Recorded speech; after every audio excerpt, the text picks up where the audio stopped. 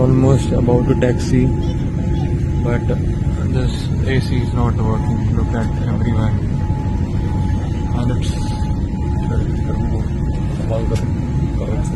so many people. They are using these magazines. AC is not working at all. And as usual, your TV screens are also not working.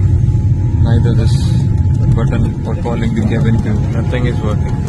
Nothing. Not even the light is working. See, is this what you are providing? And as usual, that is why Air India is considered as one of the worst airlines in the world. AC is still not working, and today it is very, very, very hot in Delhi.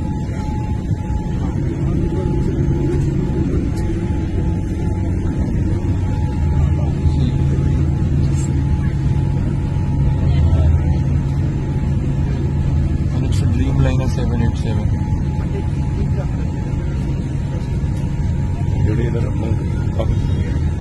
See, I'm sweating like hell.